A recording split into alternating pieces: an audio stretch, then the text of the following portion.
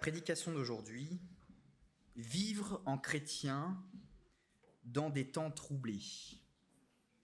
Vivre en chrétien dans des temps troublés. Alors, vous le savez, Mallory et moi, nous avons pris quelques jours de repos. Nous avons enfin pris nos vacances que nous n'avions pas pu prendre cet été et nous sommes partis en Grèce. Ça a été l'occasion pour nous de tenter de nous reposer et donc quoi de mieux pour cela que de couper avec tout. Couper avec l'actualité, on n'a rien su de ce qui se passait dans le monde et c'était pas plus mal. De couper avec Internet, de couper avec les différents contacts, de ne pas lire ses mails, de ne pas lire tous les groupes WhatsApp, etc., etc. Et c'est vrai que ça aide quand même pas mal, mais il y a bien un moment où il faut revenir à la réalité. Alors, le soir où nous sommes rentrés, j'ai rien trouvé de mieux que d'allumer un peu la radio et de me dire « Alors, qu'est-ce qui s'est passé pendant tout ce temps ?» Je me faisais pas trop d'illusions, je me disais bien qu'en partant avec plusieurs guerres et des tensions un peu partout, j'allais pas revenir en me disant « Tout est réglé, c'est super, c'est génial ». Non. J'ai même découvert que rien n'avait changé et qu'en fait, la situation était peut-être même pire que lorsque nous étions partis en vacances. Ma voisine m'a même dit « Écoutez, moi, depuis le 1er novembre, j'ai tout coupé, j'écoute plus rien. C'est trop anxiogène. Je supporte plus, c'est trop lourd. » Et dans ce genre de situation, la seule chose qui m'est venue à l'esprit, ça a été de me dire « Ah, Seigneur, ne tarde pas. Reviens vite. » Alors, en tant que chrétien, relativement éloigné des conflits et du dénouement, disons-le, nous vivons dans un pays occidental, à peu près au calme, quelle attitude adopter face à ce fouillis de l'actualité qui n'est pas super positive, avouons-le. Et je nous propose ce matin 3 attitudes. La première, ne te laisse pas induire en erreur. La deuxième attitude, ne te laisse pas troubler. Peut-être un peu l'une des plus difficiles, celle-ci. Mais en fait, la plus difficile, c'est la troisième. Tiens bon, et ce, jusqu'au bout. Alors, je vous invite à ouvrir vos Bibles dans l'évangile de Marc, au chapitre 13. Marc 13. Et je vais lire les 6 premiers versets. Je devais commencer un peu plus loin. Pardon Philippe, mais finalement, j'ai pris les premiers avec. C'était le package. Marc, chapitre 13, versets 1 à 6, pour commencer. C'est notre première attitude. Ne te laisse pas induire en erreur. Comme Jésus sortait du temple, un de ses disciples lui dit « Regarde, maître, quelle belle pierre! Quel édifice magnifique !» Jésus lui répondit « Oui, regarde bien ces grandes constructions. Il ne restera pas une pierre sur une autre. Tout sera démoli. » Puis il alla s'asseoir sur les pentes du mont des Oliviers en face du temple. Pierre, Jacques, Jean et André le prirent à part et lui demandèrent « Dis-nous quand cela se produira-t-il et à quel signe reconnaîtra-t-on que tous ces événements seront près de s'accomplir ?» Là-dessus, Jésus leur dit « Faites attention que personne ne vous induise en erreur. Plusieurs viendront sous mon nom en disant « C'est moi le Messie » et ils tromperont beaucoup de gens. Quand vous entendrez parler des guerres... non, ça c'est le texte d'après, je vais m'arrêter là pour l'instant. Imaginez le choc des disciples. Ils sont là, ils se posent un peu devant le temple qui devait être magnifique, et ils sont là avec le Seigneur, ils disent « Waouh, c'est quand même beau ce qu'on a fait, hein. Un bel édifice, magnifique. » Et Jésus leur annonce ça, tout sera détruit, il n'en restera rien. Le temple, c'est un peu ce qu'il y a de plus important à Jérusalem, surtout pour les Juifs. De leur annoncer qu'il va être détruit, c'est quand même un choc. Dans une moindre mesure, c'est comme si nous, plutôt proches de Paris, on nous disait « Notre-Dame, il n'en restera rien ». Bon, c'est presque ce qui s'est passé finalement. Ou la Tour Eiffel, magnifique édifice, il n'en restera rien, tout sera démoli. Jésus n'a pas menti, hein. Les Romains l'ont fait en 70 après Jésus-Christ, ils ont rasé le temple. C'est une prophétie de destruction qui s'est accomplie. Malgré tous les problèmes que nous rencontrons, nous sommes quand même bien dans notre société occidentale, ici en France. Nous avons une certaine sécurité, nous avons de la richesse, nous avons de la tranquillité, du moins comparé aux autres. Mais comme nous le savons, tout peut vite changer. Le pays peut rentrer en guerre, on peut avoir un changement de régime politique ou encore une crise économique dont on ne se relève pas, ou, plus proche de nous, une crise climatique. J'ai cru comprendre qu'il s'était passé des choses en Bretagne pendant mes vacances et qu'en ce moment même, dans le Nord, c'est pas la fête. Et là, comme si vous regardez les infos en ce moment et que vous regardez ceux qui ont tout perdu à cause des inondations, votre monde s'effondre. Vous perdez tout ce que vous avez mis à construire, tout est détruit. Un peu comme les empires qui sont évoqués dans l'Ancien Testament. L'empire babylonien, il n'y a plus rien. L'empire assyrien, il n'y a plus rien. Les Grecs, on y est allé il n'y a pas longtemps, il ne reste pas grand-chose quand même. Les Romains, il n'y a plus rien. Les Égyptiens, qui ont régné pendant des millénaires, comme la première puissance mondiale, il n'y a plus rien. Tout peut s'effondrer. Et là, la tranquillité, aussi solide soit-elle, fait place à la peur. Mais ne nous trompons pas. Le Seigneur nous avait avertis. Tout dans ce monde terrestre est fragile. Tout peut basculer rapidement. Vous pouvez tout perdre. Souvenez-vous quand on a fait la série sur le sermon sur la montagne. Le Seigneur disait de ne pas s'attacher aux richesses qui peuvent nous être volées, détruites comme la rouille. Non. Comptons plutôt sur les richesses célestes, celles du royaume des cieux. Celles-ci ne peuvent disparaître. Elles sont éternelles. Mais heureusement, nous ne sommes pas seuls. Il faut bien un petit peu une petite touche de positif quand même. Nous avons en réalité ce qui est de plus précieux. Nous avons Jésus-Christ, le Fils de Dieu en personne à nos côtés. Et ça vaut tout l'or du monde. Alors, lorsque la peur s'installe et que tout bascule, comment surmonter ça ? Ce qui est intéressant, c'est que les disciples, tout de suite, en toute logique, Jésus leur annonce la destruction du temple. Ah, quand est-ce que ça va arriver ? Qu'on soit un peu au courant, qu'on sache peut-être ce que les autres ne savent pas. Mais à la question « quand » qui taraude les disciples, Jésus répond un peu à côté. Il répond de ne pas se laisser induire en erreur. Cette réponse « quand » les disciples n'en auront jamais la réponse. Elle ne répond pas vraiment à la question, mais Jésus prévient ses disciples contre toute forme de réponse au quand, que pourraient apporter des pseudo-prophètes. Alors, ça peut nous sembler banal comme réponse, mais il n'en est rien. Car beaucoup de croyants sont obnubilés par cette question du quand. Il y a même des religions qui ont poussé uniquement sur cette question de la fin des temps et du quand.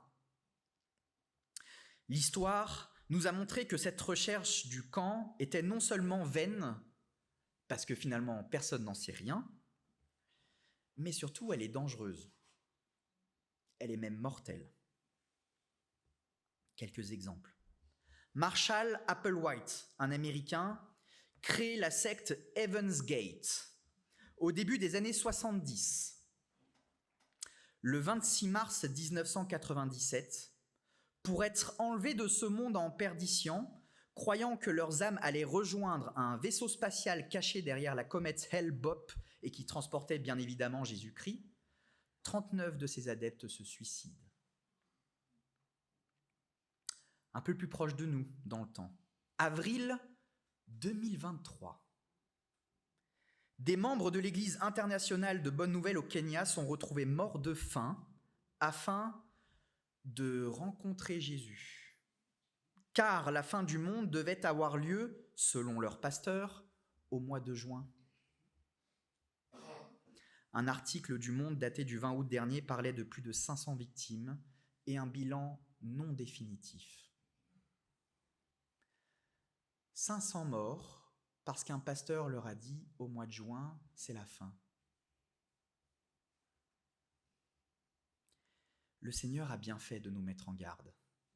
Attention au camp. Car des histoires comme celle-là, j'en ai pris que 2, mais il y en a plein. Il y en a plein. Moins mortel sur le plan physique, mais tout aussi mortel sur le plan spirituel, sur cette question de la fin des temps. Les témoins de Jéhovah, vous en croisez à la sortie du RER. Certaines églises énormes de Corée du Sud, et là je pense que Sun et Jin pourraient nous en parler. L'église de Jésus-Christ des saints des derniers jours, les Mormons, sont une secte quasiment orientés uniquement sur cette question de la fin des temps. Ils sont gros, les Mormons, surtout aux États-Unis. L'église du Dieu Tout-Puissant, cette église chinoise où une femme est venue et a prétendu être le second retour du Messie. Ne nous y trompons pas, ils sont très forts en France, sur les réseaux sociaux. Ils ne paraissent pas parce qu'on ne voit pas au premier coup d'œil qui c'est. Ou même des chrétiens évangéliques plus proches de nous. Je l'ai entendu une fois dans cette église, de la part d'un invité.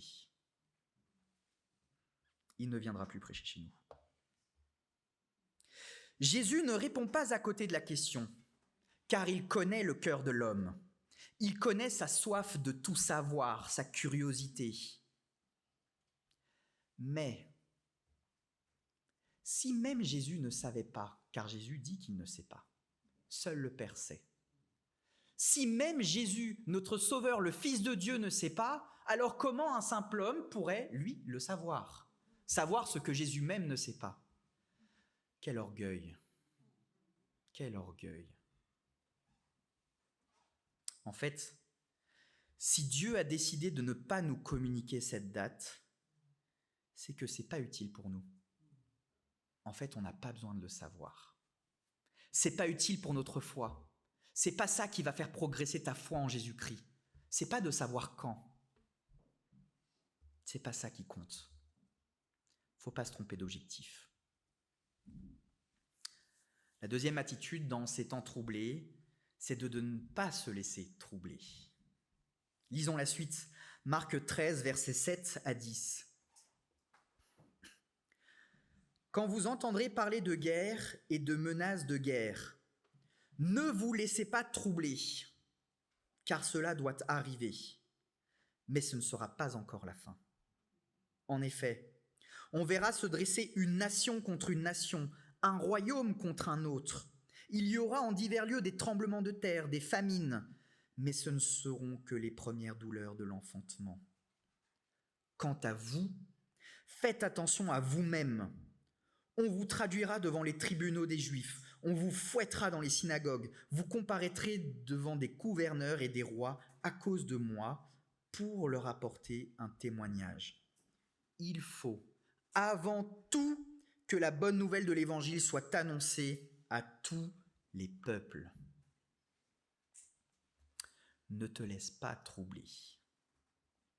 Pourtant, l'actualité a de quoi être troublante en ce moment. La guerre est aux portes de l'Europe avec le conflit ukraino-russe. La guerre Israël-Palestine qui a repris de la vigueur.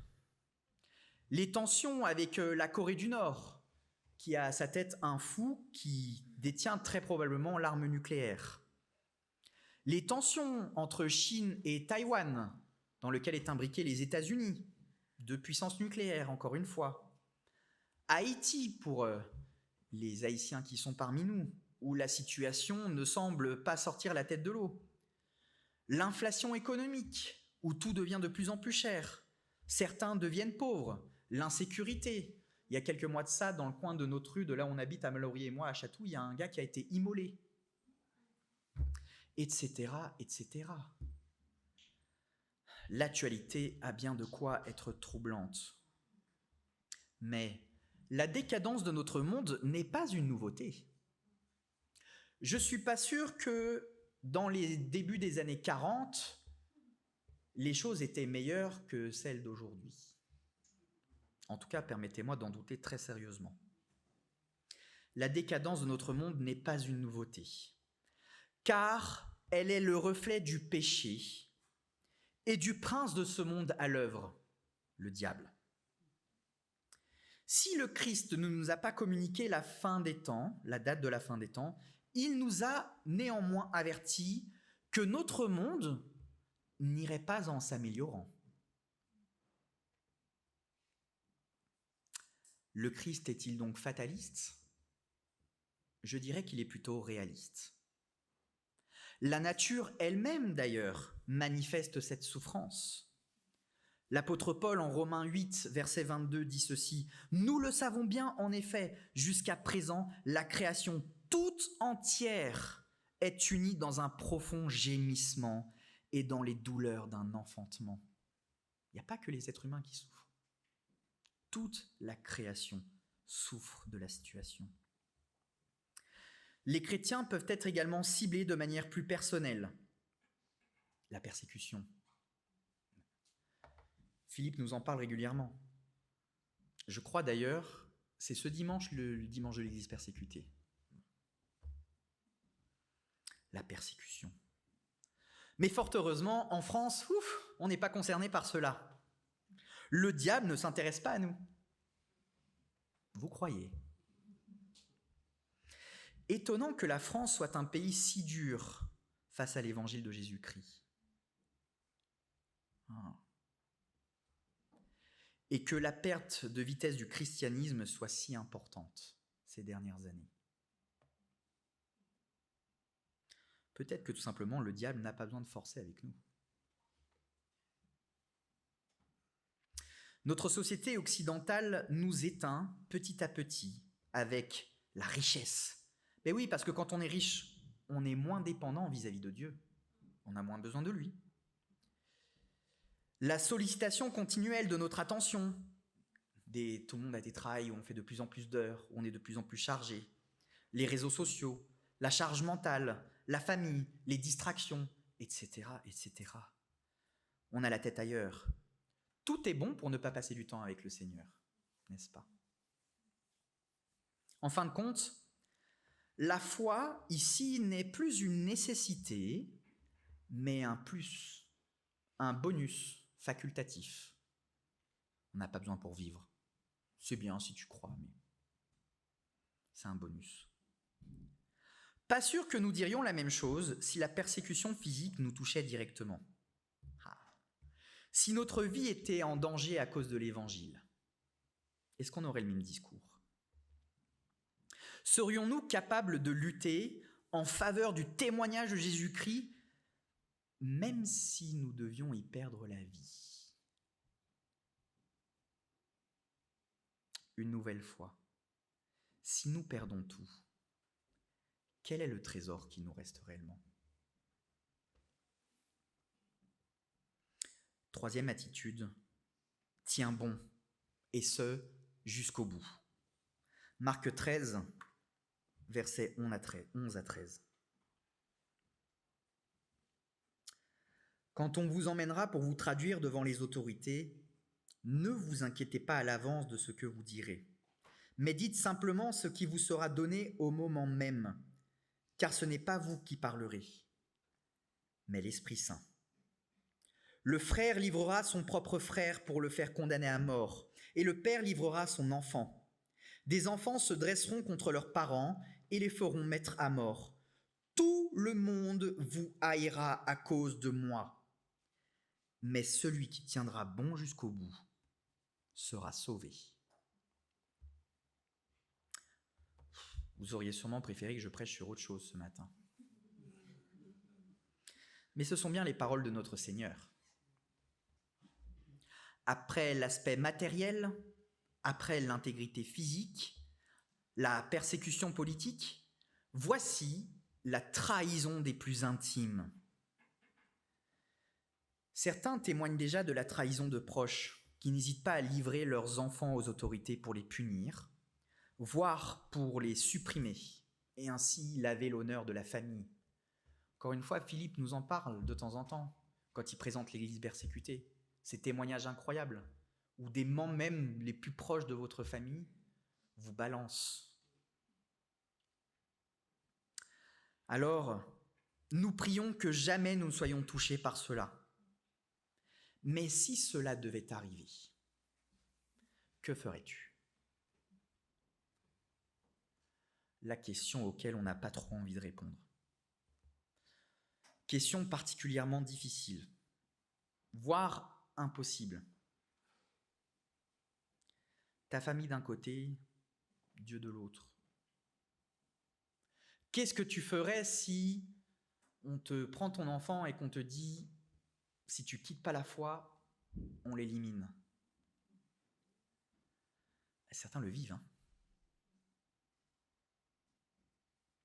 On m'a déjà posé cette question et honnêtement, je ne vais pas vous vendre le pasteur hyper solide que je pourrais dire évidemment l'évangile et tout.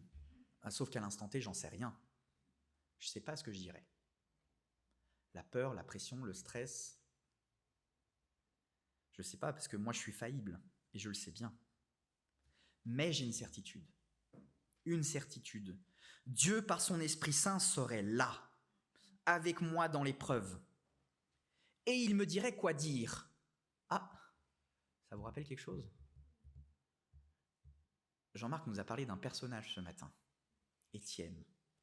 Il est dit de lui qu'il était rempli de l'Esprit Saint au moment où il annonce et que le Seigneur lui a fait voir des choses incroyables au moment où il a été repris.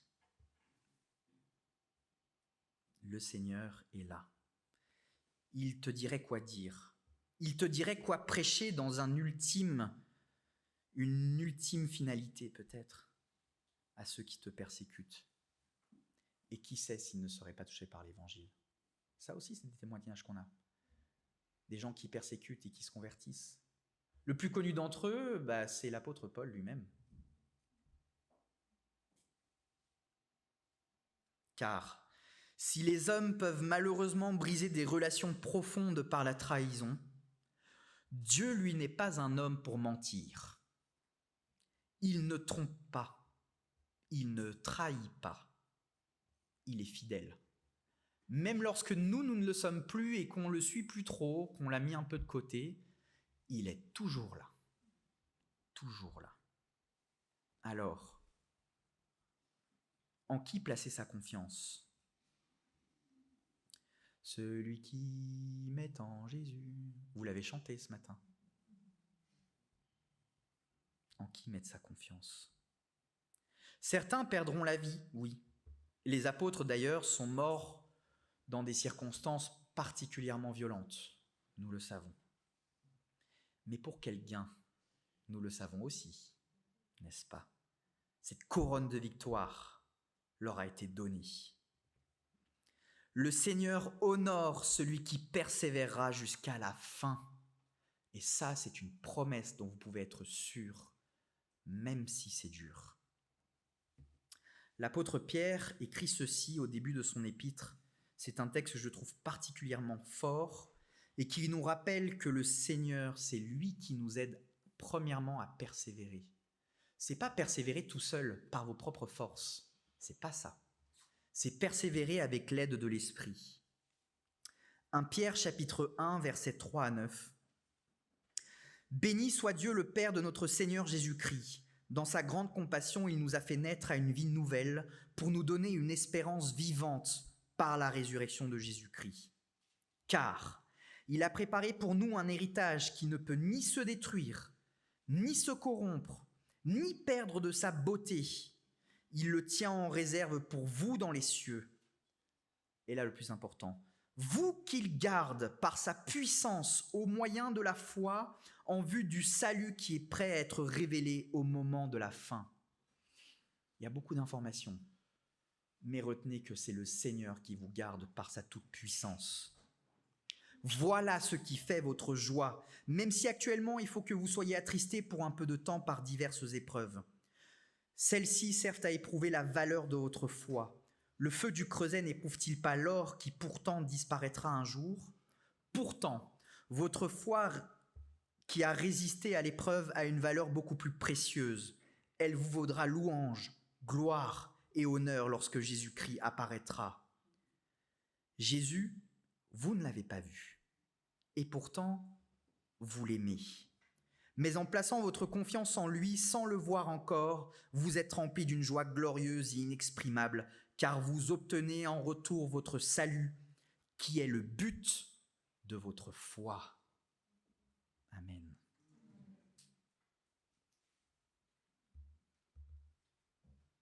En conclusion, tout ne va pas toujours bien dans notre monde. Il y a des périodes meilleures, oui, mais il y a des périodes pires aussi, surtout en fonction d'où on se trouve. Mais Dieu, sachant toutes choses, ne nous a pas laissés sans ressources, livrés à nous-mêmes. Il nous a avertis de ne pas écouter tout et n'importe quoi, car certains, animés par l'orgueil, chercheront à vous tromper. Et ça, on le sait. N'écoutons qu'une seule voix, celle qui ne trompe pas, celle de la vérité, celle de notre berger, Jésus-Christ.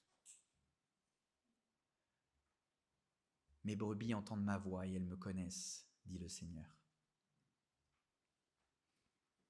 Ensuite, le Fils de Dieu nous exhorte à ne pas nous laisser troubler. Oui, le monde est esclave du péché et soumis à l'influence de l'ennemi. Alors, en partant de ce point de vue-là, il ne peut pas bien tourner. La nature même manifeste sa souffrance. Les douleurs de l'enfantement ne sont qu'au stade initial, a dit le Seigneur, car le jugement est à venir. Enfin, notre Seigneur nous exhorte à tenir bon malgré l'adversité, et ce, jusqu'au bout de notre vie ici-bas. Oui, la création tout entière aspire à un monde sans malheur, sans souffrance, sans péché. Et c'est pourquoi nous disons ensemble, Maranatha, viens Seigneur, viens. Amen.